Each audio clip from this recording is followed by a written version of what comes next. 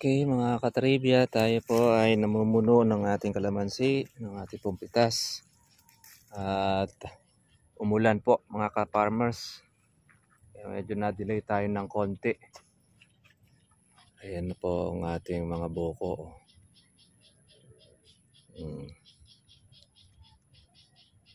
Para po siya mga bato. Mga maliliit. Ayan ay 5 kilo po mga ka-farmers po yung ating kulang. Tapos yung ating hinog. Meron na.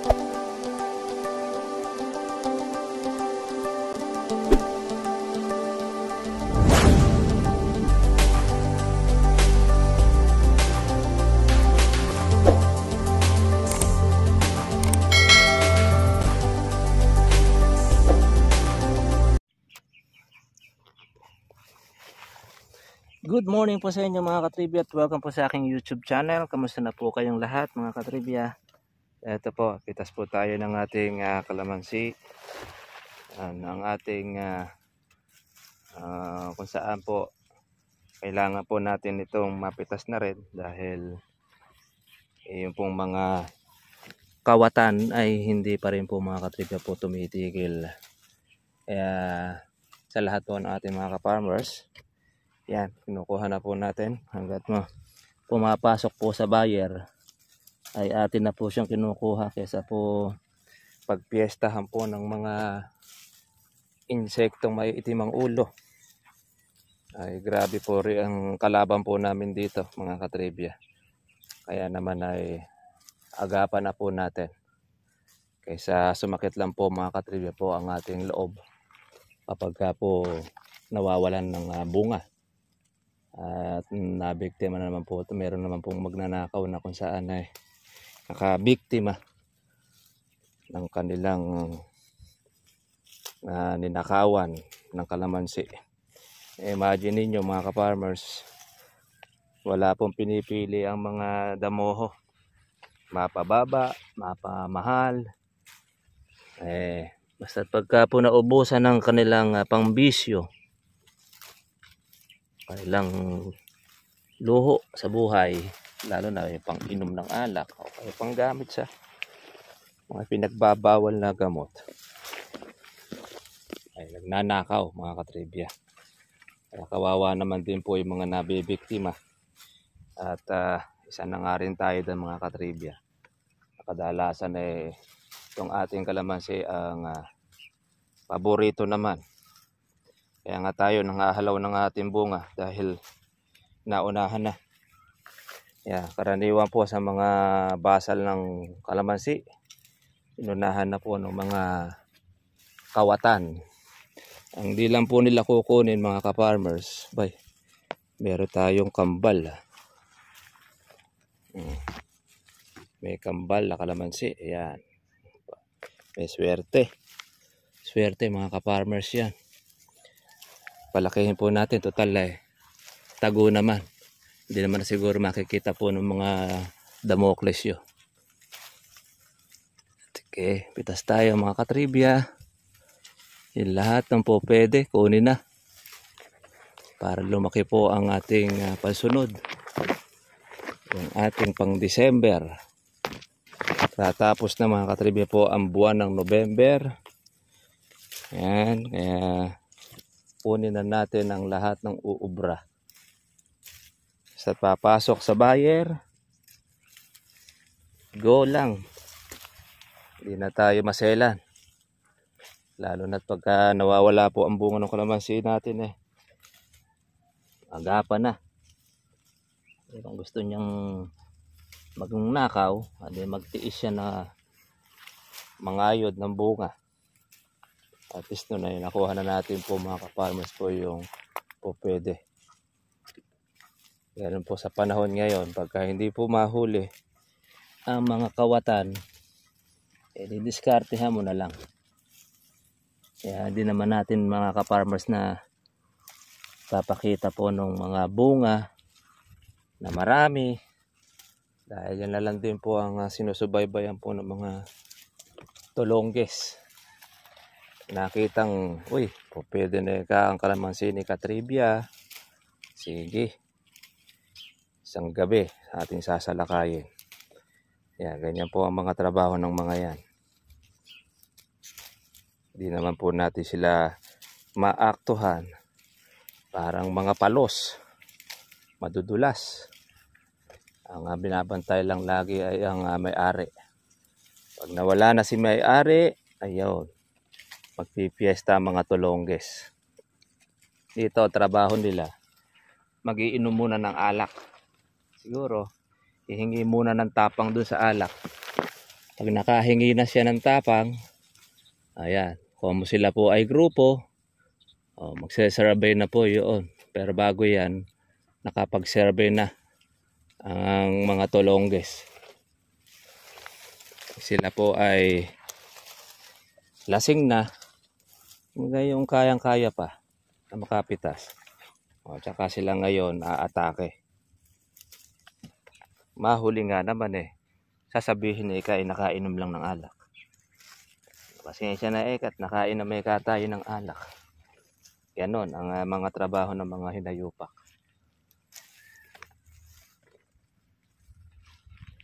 Kaya tayo po, dala na tayo dyan. Sanay na.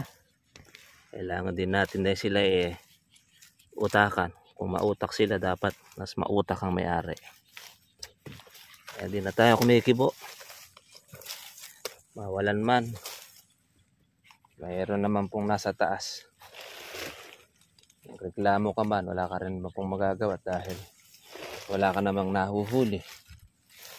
Kaya sasabihin lang mareklamo ka na lang masyado. Kaya bahala na yung nasa taas. Tayo naman mga ka-farmers ay ang hintay natin yung magbago, magsisi doon sa kanilang mga trabaho, mga mali na gawain. Dahil pag hindi nila nilobayan yan, mahuli sila sa akto. Nako, lalo na yung may-ari, mahirap ngayon. Laking hirap ng katawan nila. Ngayon, okay lang dahil hindi sila nahuhuli. Piyesta-piyesta. Pero pagka sila ay mahuli, tapos ang kanilang maliligayang araw. Pagka nahuli naman, sasabihin, ngayon ko lang ginawa. Yung pagnanakaw, nahuli pa wika.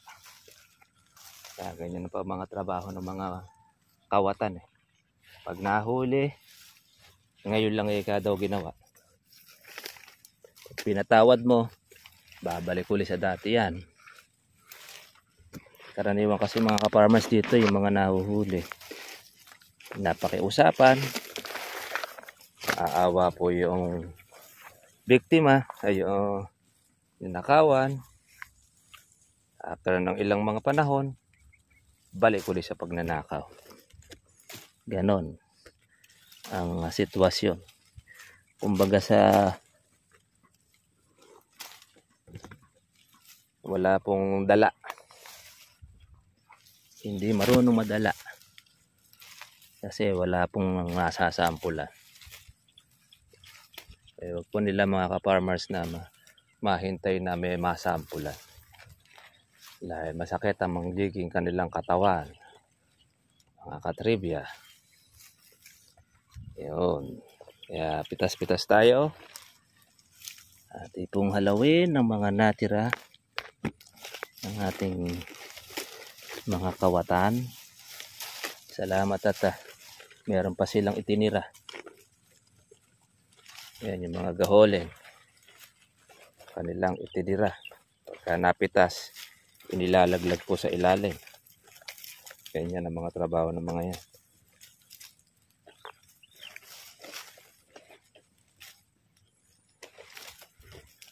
Okay, pitas-pitas tayo. Mga katribya.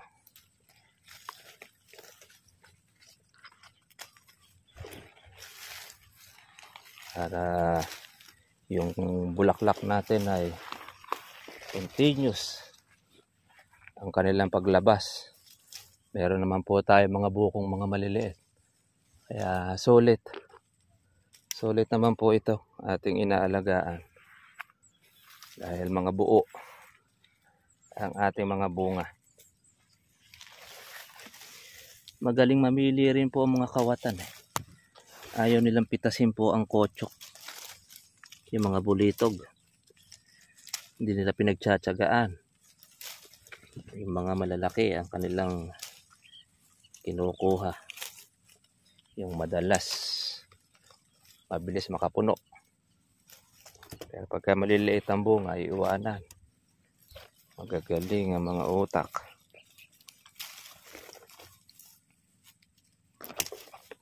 Okay, yan. Ito yung natira ng ating tagapitas ng nakaraan.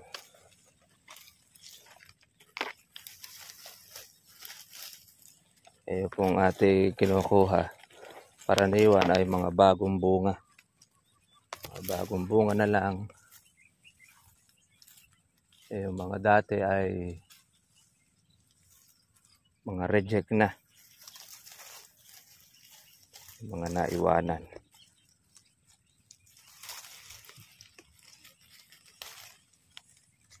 Sa kalamansi, pagka tag-ulan, lumalabas po yung mga bulutong.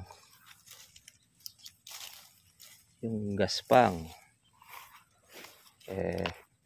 Sa ngayon, di pa natin po matatanggal ngayon yan. Nag-uulan pa eh. Tsaka pagka meron na mula noong siya ay buko at bunga na, hindi na po matatanggal yon. Kahit paanong spray pa gawin natin. Po pwede lang natin siyang sagipin. Yung mga bago. Yung bago pa lang bumuko, bumulaklak. Pag naalagaan na po yan ng ating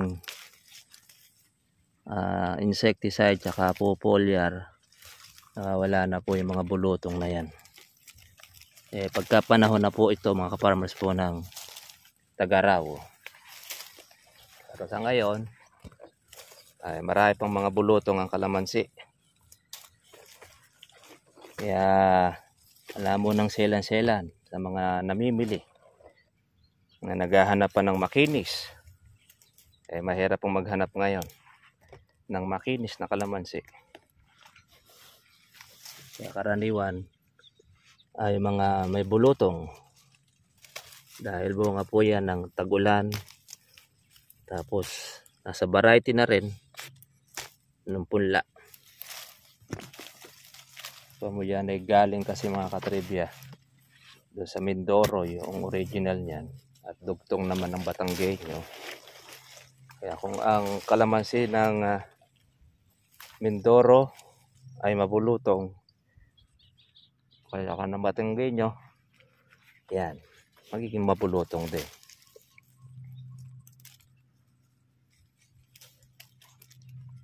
Importante, meron kang napipitas. Yun, sabi nga nila, ang importante ay mahalaga. Masaklap, kahit may bulutong, wala kang pinipitas. Wala kang magiging income.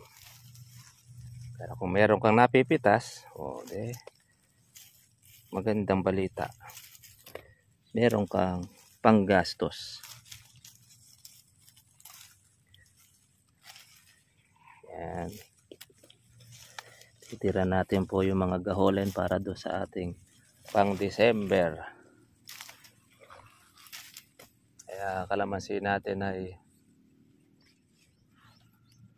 hindi tayo mauubusan. Ito na hindi tayo nauubusan kinakawatan madalas kawatan may natitira, may naiiwan pa. Kung wala pong kawatan mga katribya, sasawa tayo kapipitas. May napakagandang magpalaki ng bunga. Talagang masusunod mo yung gusto ng size ng inyong kalamansi, lalo't maganda presyo. Talagang Para papitas ka, mararamdaman mo po yung ani mo. Pero ngayon magpalaki ka ng bunga, ay ang lumalaki lang ay magnanakaw, pero bunga hindi, dahil aagad nila. Sasakit lalo po ninyo. Kaya mas maganda, para pare-parehas, pitasin na natin kahit medyo maliit. At least no, ikaw na nauna. Yan o. Yeah, puno na tayo. Kailangan na po natin mga farmers po na magsalin para hindi naman po maluto kasi basa po ang ating kalamansi. Patay na po yung ating mga herbicide. Okay.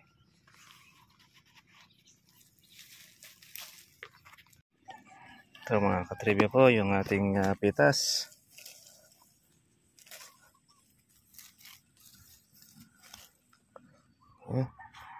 Sasali na po tayo dahil puno na itong ating kaparera.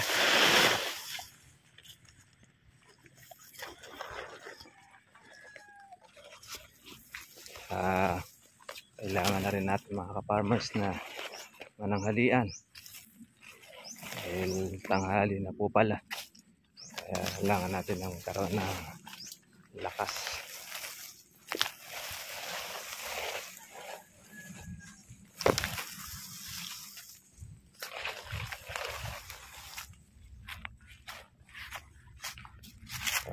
Medyo konti lang mga katribya ang ating hinog.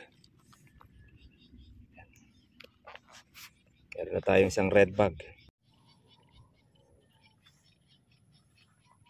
Okay mga katribya, tayo po ay namumuno ng ating kalamansi, ng ating pumpitas. At umulan po mga ka-farmers. Medyo na-delay tayo ng konti. Ayan na po ang ating mga buko.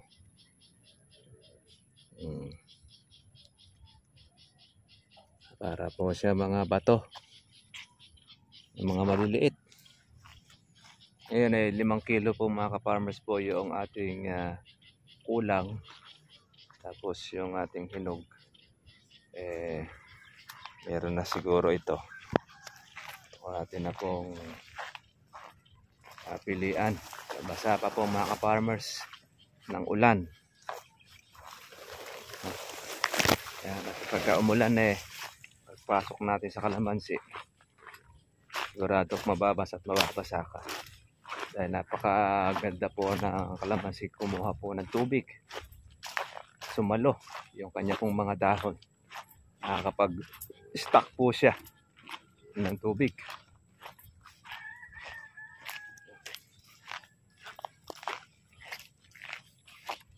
Pilihan na po muna natin. At meron na po tayong pamuno sa isang red bag.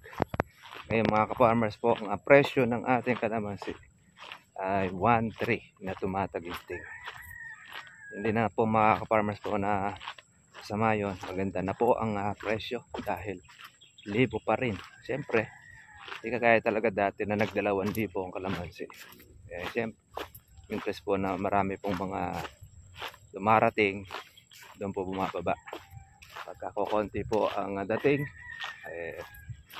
marami po ang kaya naman at least meron naman po tayong napipitas para dahil habang